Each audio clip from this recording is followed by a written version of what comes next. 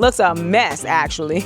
I just don't care that much. The asparagus bed still look terrible, y'all. It's always last because it looked like it should be last.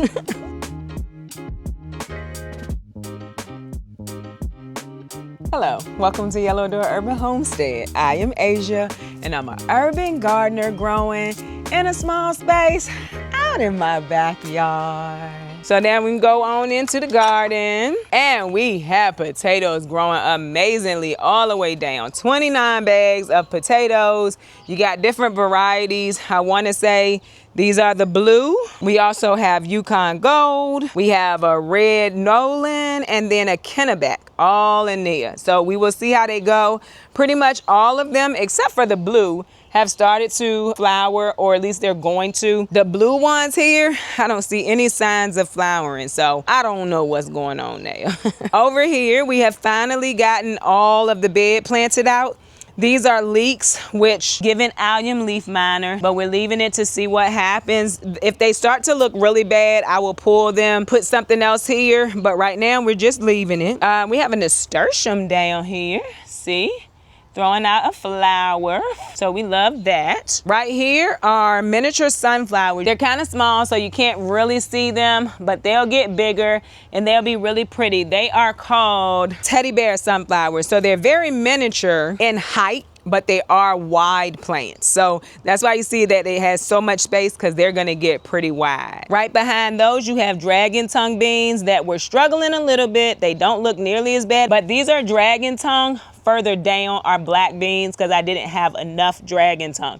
You can put 9 dragon tongue beans, well, any beans, into a square foot. And so that's what I did here. Look at this beauty.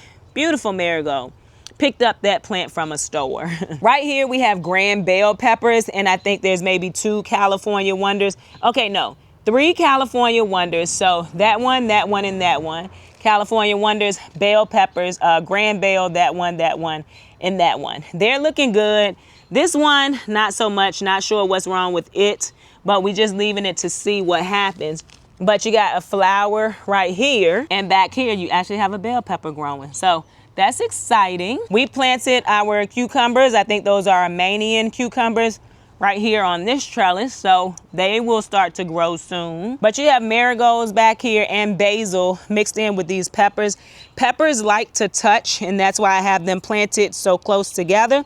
Someone was telling me that they use tomato cages for their peppers, so I'm also gonna look into that, because that might be helpful when they get bigger, and sometimes they will start to fall over, so that could be helpful. So I might do that. Right behind those peppers and things that I just showed you, we have tomatoes. They are indeterminate, and so that's why I have this Hortanova, I think is how you say it, trellising up, and so I'm hopeful that that will work.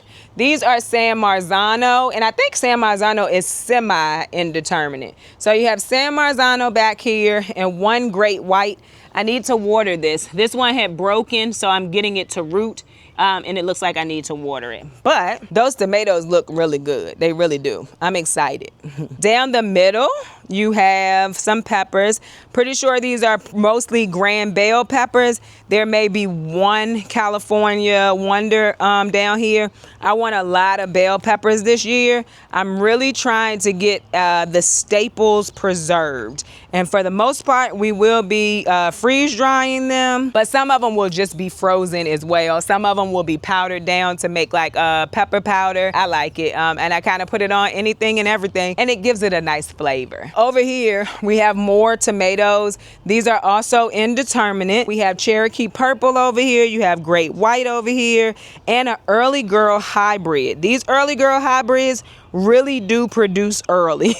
So I can't wait to have them starting to produce. You can see we have flowers, but we even have a flower over here on this Cherokee Purple. That looks like it's more than 1 bud, so that's gonna probably be a funny looking tomato, but we will probably still take it. Over here, we have cucumbers on this trellis.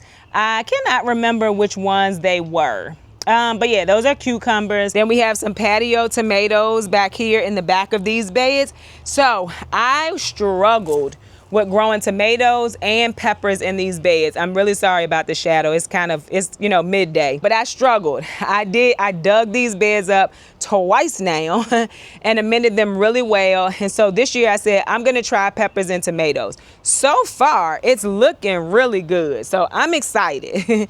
And then we also still have marigolds in here. Basil looks the same way as the pepper bed. And then you have beans. These are royal burgundy. And there's some black beans down there too because I did not have enough. Same thing with the miniature sunflowers. They are also in here. And then we have leeks that are showing signs of allium leaf miner. And on the trellis in this bed, you have your melons. So we have a sugar cube melon here and a Minnesota midget on that one. Oh, and I forgot to mention there's a nasturtium in this bed. It's just one though. Then we have more bags. They're all 7 gallon. Any bag that you see is 7 gallon. And we have more peppers.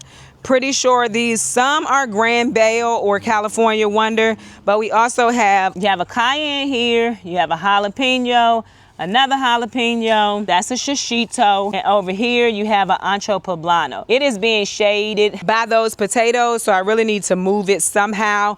I'm thinking I'm gonna push these bags back. So you see it's a little space right there, push them back and then move the poblano pepper to the front. Just haven't gotten around to doing it just yet. Over here, that's right beside the peppers I just showed you, you have some purple potted pole beans. I really like these. They're gonna go up the trellis. I think that is gonna be really pretty. I started these early, planted them out yesterday. They look good, no transplant shock. We love that. And right behind them are dahlias. These dahlias I started really early, way too early. They got really big in the pots, but they survived and they're doing really well, like really pretty. Pretty sure I showed y'all these yesterday, but I'm gonna always show them because they just beautiful. And I don't always have the greatest of luck with dahlias, so I'm definitely gonna show y'all when they are doing great. And y'all, the ranunculus is just showing out. I meant to harvest some this morning so I could make some new bouquets in the house, and I still will. But these are ranunculus. Oh, I think this is our first yellow one. Just beautiful. And then mixed in here are zinnias because the ranunculus are not gonna live once it gets really hot, and then the zinnias will take over. And I think that's a good idea. That's something I'm trying to learn to do. So the same way I'm doing it in the greenhouse with the roselle and the zucchini, I'm trying to figure out how can I get all the things I want in this space that I have. So I think planting things with things that I know are going to die out before they die out is working because the zinnias are already starting to flower. You see what I'm saying? So once these ranunculus start to die out, those zinnias will be ready to flower and to produce. So I think it's working. Over here, we have some colonial tomatoes. They are on the Florida weave. They're a red tomato. A lot of the tomatoes that you're gonna see after now is gonna be red because I want them for sauces, salsa, things like that. And they're gonna be determinate tomatoes. So those are the colonial variety. I've never grown them before, but I got them locally. So I'm hoping that they grow well. Over here, you have some more zucchini plants. I just put them here because they were extra.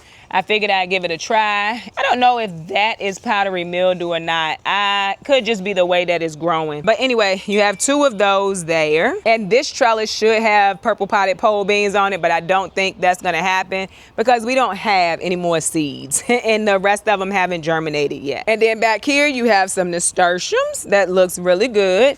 And some zinnias that are looking all right. There's another zinnia right there. So I'm hoping this will be a pretty flower space on the back of this bed. Over here, you have St. John's wort, started from seed. I always get that question, so I feel like I need to say it. And then back here, you have some borage that we moved out of the smaller Vego garden bed.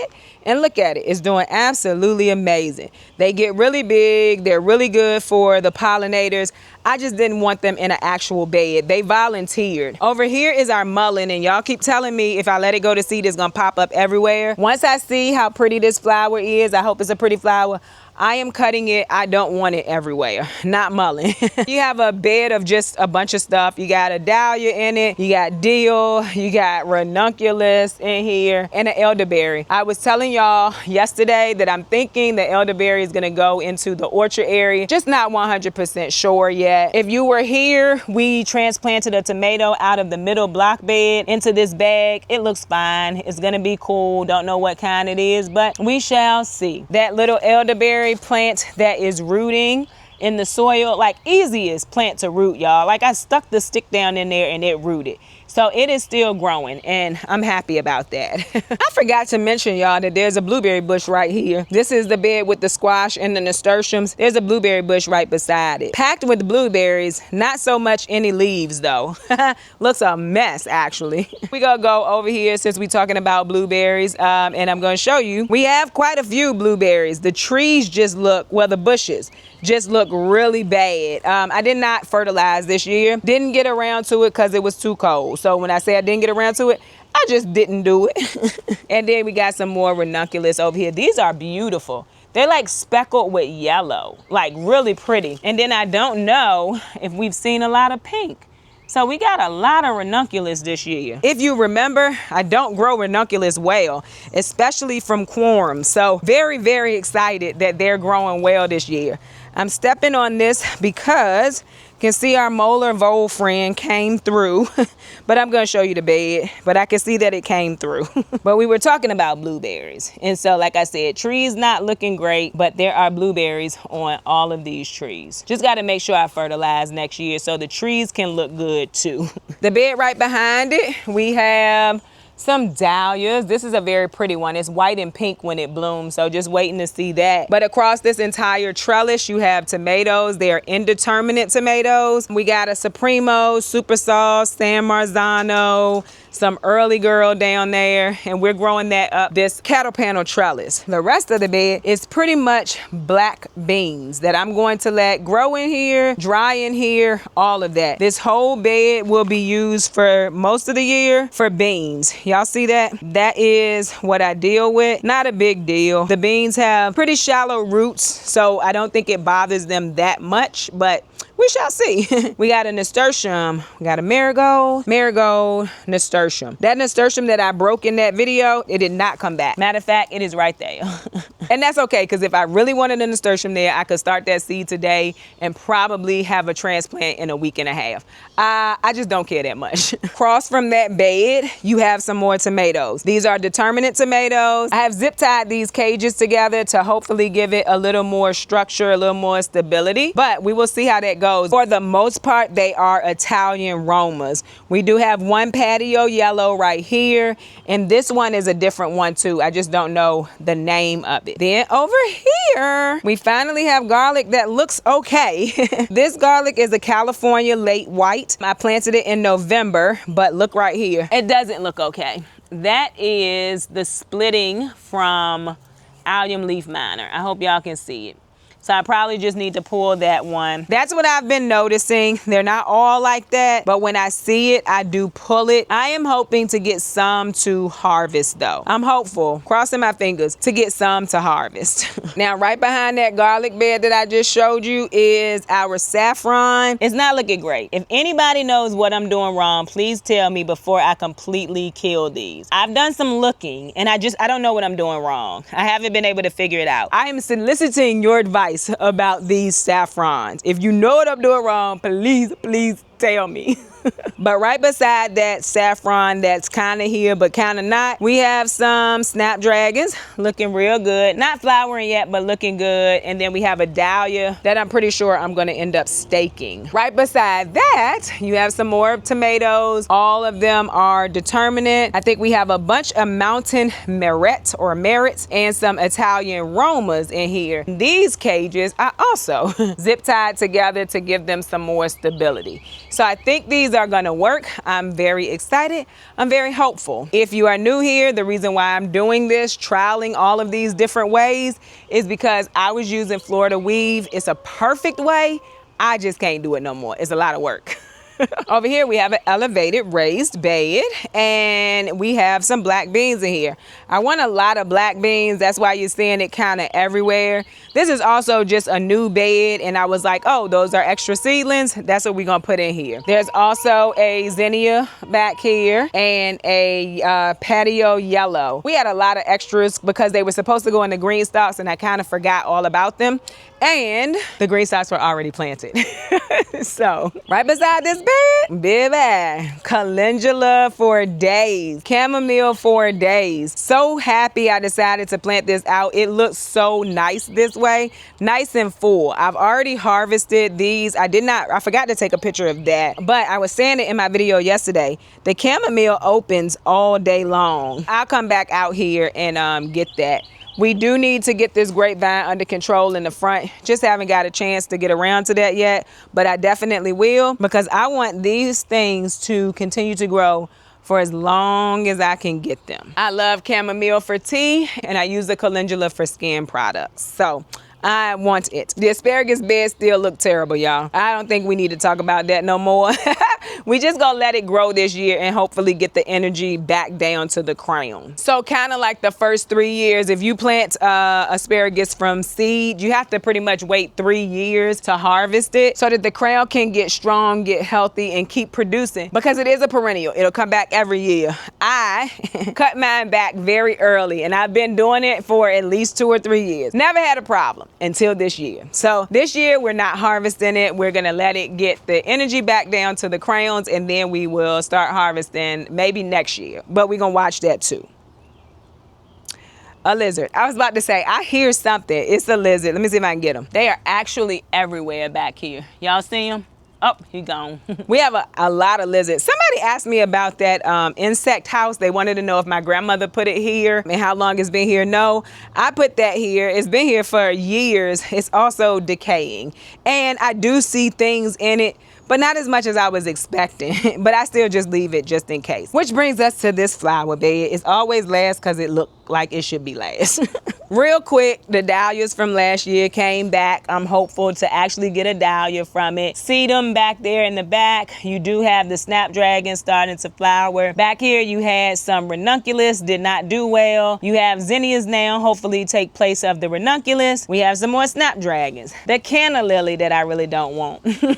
I cannot think of the name of these flowers right now. They're very pretty though. I will have to put it on the screen because I cannot think of the name. There's a bunch of those because we had an echinacea that did not come back, but some of the roots of the echinacea is still here. So you can see it right there. But the big plant didn't come back. And oh, look at these. These are the pretty pink ones. Snapdragons. Those are gonna be pretty. This right here, I think it's a native that was here. Yeah, it's a part of this. I'm pretty sure it's milkweed or butterfly flower, but it is native. I say that all the time. Then you have another dahlia from last year. The hollyhocks showing out, just beautiful.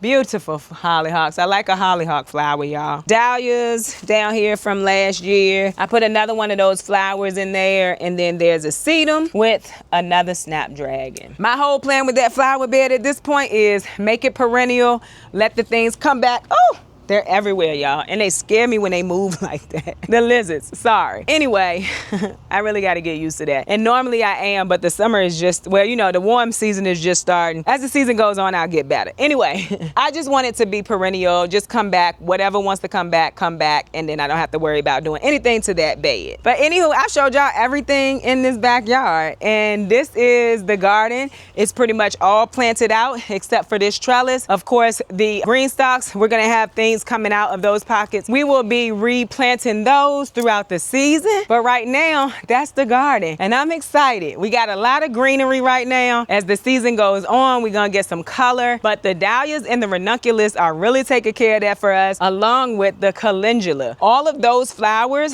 are flowers that you can plant out, not the dahlias, But the ranunculus, you can plant them out before the last frost. The calendula, you can do the same thing. The dahlias, I planted out before I started planting everything else because it was a flower, and it seems to have done them well. And we did get low temperatures. Lucky for me, I have a microclimate where for the most part, if it gets to 32, we don't freeze hard. So those dahlias did not die, and I'm very excited about that. But that's the end of our garden tour. I normally don't say this at the end of a garden tour, but I feel like people still could have questions. So if you have questions about anything, I know what. Someone asked me, what am I fertilizing my strawberries with? I'm using the Espoma Organics Grow. Anything that is flowering, I'm using the Espoma Organics Grow. It's a pretty small bottle. I'm probably not going to continue. I got it on sale last year, and that's why I'm using it, but it's a pretty small bottle. For everything that I have to fertilize, it does not last long. But anyway, if you have a question, leave me a comment. I am working on trying to answer every comment. But anyway, y'all, this video is already at 61 minutes, so let's be done with this. I hope that you enjoyed this video. If you did, don't forget to like, share, and subscribe. Don't forget to visit me over on Instagram, where I post about the things going on in my garden almost every day.